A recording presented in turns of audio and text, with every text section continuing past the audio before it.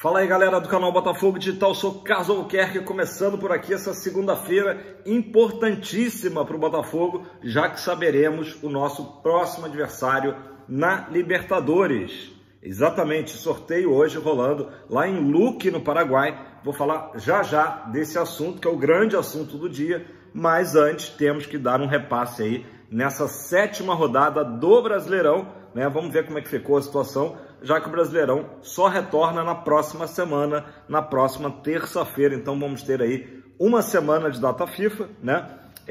Galera, a rodada começou no sábado, tá? Com o retorno dos times gaúchos, né? Aliás, retorno de todo mundo, né? Mas os times gaúchos aí que ainda estão com menos jogos, né? O Grêmio jogou lá no Couto Pereira, né? Mandou o seu jogo no estádio do Curitiba e perdeu de 2-0 para o Red Bull Bragantino, tá? Jogo sábado, tá? Vou falar agora dos jogos do sábado, né? Incluindo o nosso. O Vitória perdeu para o Atlético Goianiense lá no Barradão. Fluminense e Juventude 1-1 no Maracanã. O Fluminense abriu o placar, né, com o Marcelo de pênalti, depois numa falha do goleiro Fábio, o Juventude acabou empatando. Isso é importante para a gente ver que aquela nossa goleada de 5-1 em cima do Juventude, né, Juventude vendeu muito caro aí o resultado para o Fluminense, acabou conquistando um empate, né, o Fluminense, que é o nosso próximo adversário, vivendo um momento aí de instabilidade, né, então por isso, mais uma vez, a gente vê a importância que foi a nossa goleada em cima da equipe de Caxias do Sul. Falando de Rio Grande do Sul ainda, o Internacional foi até Cuiabá, ganhou do Cuiabá, que aliás tá uma baba esse ano, né? Cuiabá, péssima campanha, então o Inter aí, e eu vou falar depois, quando falar da tabela, a situação do Internacional é bem interessante, tá? E fechando a noite, claro, com a nossa grande vitória, 1-0 foi pouco, né, diante do Corinthians, mas muito importante essa vitória aí que quebrou o tabu, enfim, acabou essa história de que o Botafogo não ganhava do Corinthians na Neoquímica. Nossa primeira vitória lá no gol do Júnior Santos. Jogos de ontem, domingo, tá? O Atlético Mineiro empatou com o Bahia 1-1, bom resultado, acho que são duas equipes ali que o Bahia, inclusive, está à nossa frente, né? E o Galo, a gente sabe que é um adversário direto, né? Pelo G4, então foi um bom resultado. No Maracanã, um passeio do Flamengo para cima do Vasco, o Vasco que não toma jeito, impressionante, estreou novo técnico e parece que é um filme aí repetido, né? O Vasco passando vergonha, né? No clássico aí diante do Flamengo. O Flamengo, com esses 6 gols, foi a 13 gols no campeonato. Aí você pensa, pô, melhor ataque do campeonato. De fato, é o melhor ataque, mas junto com o do Botafogo, até por conta do que eu acabei de falar da nossa goleada diante do Juventude. Então, tanto o Botafogo como o Flamengo dividem, né, esse quesito aí de melhor ataque com 13 gols. O Palmeiras foi até o Heriberto Hulse enfrentar o Criciúma, que aliás vai ser um dos nossos próximos adversários. E é bom a gente ficar bem atento. O Palmeiras venceu com dificuldade, 2-1. Não jogou bem, que aliás é aquele estilo do Palmeiras, né? Que a gente sabe que é uma equipe que é muito eficiente. Mesmo quando não joga bem, acaba conseguindo os resultados. Conseguiu uma vitória importante diante do Tigre. O São Paulo, no Morumbis, venceu o Cruzeiro por 2-0.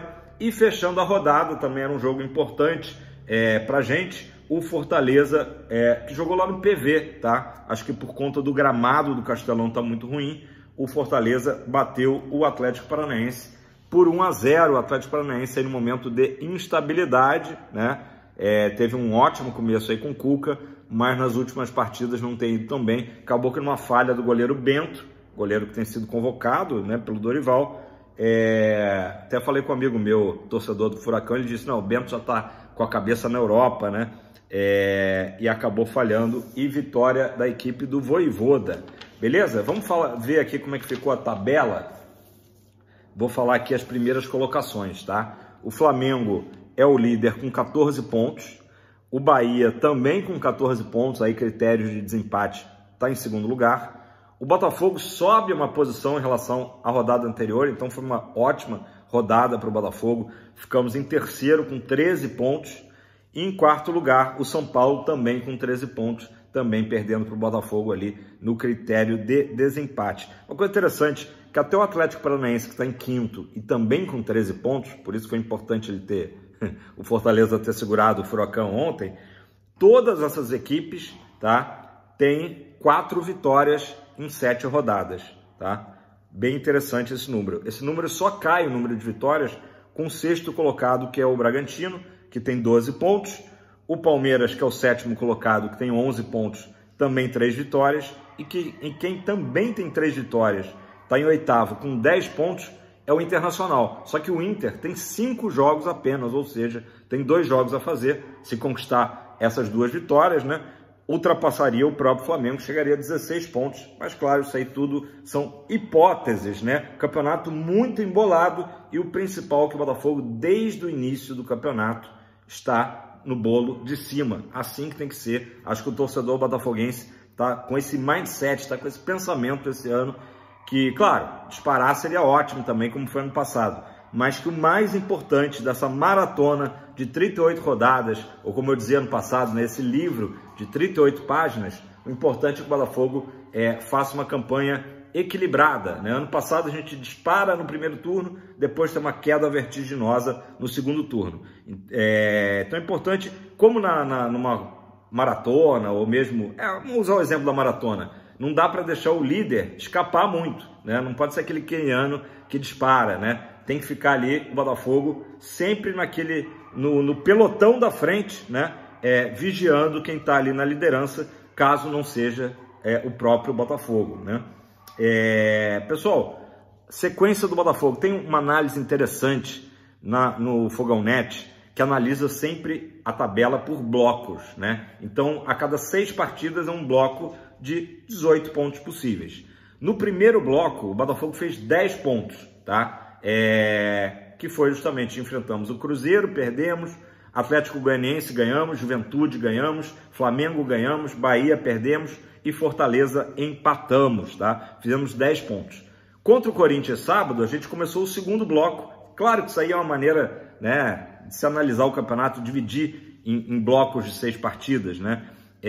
O segundo bloco começamos com o pé direito, vitória contra o Corinthians, e agora os 5 próximos adversários: Fluminense no dia 11, depois temos o Grêmio fora, um jogo que ainda não está definido qual vai ser o palco, né, do jogo, justamente por conta aí dos problemas da equipe do Sul. Depois recebemos o Atlético Paranaense no Newton Santos, vamos ao Heriberto Ulce enfrentar o Criciúma e fechamos esse bloco em casa contra o Red Bull Bragantino, que inclusive já enfrentamos 2 vezes esse ano, né? Então é bem interessante ver essa análise aí de 18 pontos possíveis. O Botafogo está ali entre 61% e 62% de aproveitamento, 62% no momento, que é um aproveitamento de fase de grupos da Libertadores, ou seja, se classificar direto para a fase de grupos, que é o nosso objetivo. Digamos que, né, se não é o principal, claro, o título é o principal, mas é o nosso objetivo da temporada, estarmos de novo na Libertadores no próximo ano, sem precisar passar pela pré-Libertadores, que é o que a gente passou esse ano e que foi... Sempre é tenso, né? Sempre é tenso, desnecessário. Galera, falando um pouquinho de data FIFA, o Botafogo está em momentos finais aí de transição, de reforços internos, né? O Eduardo e o Marçal. O Marçal, sinceramente, acho que a torcida do Botafogo já não tem muito mais paciência, porque sabe que é um jogador, por mais que tenha seu esforço pessoal, dedicação, sempre está às voltas com lesões, né? Foi assim, inclusive, ano passado, acho que ele sente a lesão justamente no jogo com o Fluminense, no Newton Santos, né? No início ali de lesões, né, na panturrilha. Mas, enfim, está previsto aí que Marçal e Eduardo possam ser relacionados para o jogo do dia 11. Outros jogadores que estão no DM, aí tem um retorno um pouco mais lento, né? Casos do Rafael, do Jefinho, Matheus Nascimento, enfim, são jogadores aí. E, claro, a boa notícia, né, que tivemos sábado é essa volta aí do Tiquinho, né? Que aos poucos aí também vai voltando ao seu ritmo de jogo normal, né? Tiquinho já recuperado, beleza? Pessoal, vamos falar então do sorteio, tá, da Libertadores, Quem quiser acompanhar, e eu sei que você vai acompanhar, mesmo que você esteja no trabalho ali, você vai dar aquela paquerada ali. Não, chefes, patrões, não briguem comigo, vai dar aquela paquerada no celular. A ESPN, tá? TV por assinatura, Star Plus, pelo streaming da Globoplay e o GE também vão estar transmitindo o sorteio a partir de 1 da tarde. Aquele sorteio que começa, né? Tem muita falação, né? Então, provavelmente lá pelas 2h30, talvez, que a gente saiba, né? Vamos ver, tomara que seja antes das 2h. O próximo adversário do Botafogo, tá? O Botafogo está no pote 2, então como é que vai ser o sorteio? Primeiro vão ser sorteados justamente os times do pote 2, que vão formar ali os grupos, né? Os emparelhamentos, melhor dizendo, A, B, C, D, E, F, G, H, tá? Então, de A a H vai ser uma dessas posições que o Botafogo vai entrar nesse primeiro momento, primeiro sorteio, pote 2. Depois são sorteadas as bolinhas do pote 1, que são as equipes que terminaram em primeiro lugar, né? E que são os possíveis adversários. Vou reler aqui para vocês, acho que todo mundo já sabe, mas é sempre bom. Equipes brasileiras que o Botafogo pode enfrentar nas oitavas: Fluminense, São Paulo, Palmeiras, Atlético Mineiro, e aí vem os gringos, Júnior Barranquilla, Bolívar, River Plate e ainda o primeiro do grupo C, que não está definido, né? Que pode ser ou Grêmio, ou The Strongest, ou Huachipato. O The Strongest, ele já está matematicamente classificado para as oitavas, resta saber se em primeiro ou segundo do grupo C, tá? Então quem que você quer enfrentar? Gente, grande chance de vir uma pedreira no caminho do Botafogo. O mais interessante desse sorteio que eu acho é que a gente já começa a ver toda a montagem da tabela. Justamente por essas posições que eu falei de A a H, a gente já vai saber, olha, se a gente passar pelo Huachipato, na próxima a gente vai pegar o vencedor de, sei lá, River Plate e São Lourenço, por exemplo, né? Então a gente começa a ver nitidamente qual que seria o possível caminho do Botafogo até o dia 30 de novembro em Buenos Aires. Falando em data, tá? As datas dos confrontos, tá? Elas não são exatamente essas, pode ter uma variação ali de um dia à frente ou um dia para trás, mas para vocês terem uma ideia, oitavas de final, 14/8, 21/8, tá? Jogos de ida e volta. A gente já sabe que o jogo de ida vai ser no Newton Santos, né? Então, em torno do dia 14 de agosto, Newton Santos. Quartas de final, 18/9, 25/9. Semifinais, 23/10, 30/10. E a grande final em Buenos Aires, como eu já falei, 30 de novembro, beleza? É isso, galera. Fortes emoções, logo mais. Comenta aí embaixo quem que você quer enfrentar antes do sorteio, tá? E quem assistiu o vídeo depois do sorteio, comenta se você gostou do que aconteceu, gostou do adversário do Fogão, beleza?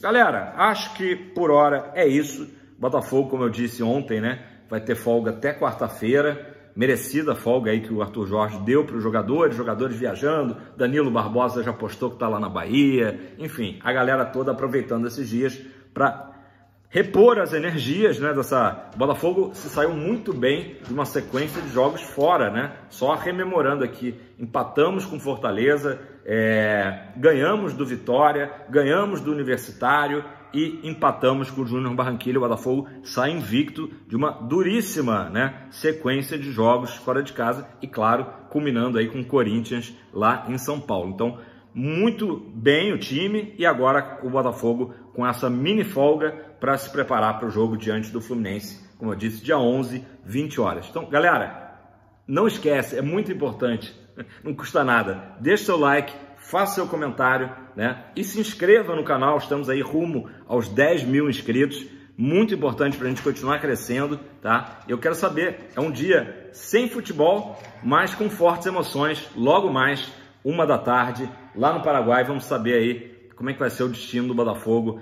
E eu acho que cada vez mais o torcedor alvinegro tem confiança nesse elenco, tem confiança no Arthur Jorge, e a gente vê com o exemplo do Fluminense ano passado, de que sim, é possível o Botafogo sonhar com a glória eterna, porque o Fluminense mesmo é uma equipe que o Botafogo está aí cansando, né, de ganhar nos últimos confrontos, foi campeão, então o Botafogo hoje pode sim sonhar com esse título que com certeza seria aí incrível, beleza? Tamo junto, abraço, boa sorte, Fogão, logo mais no sorteio.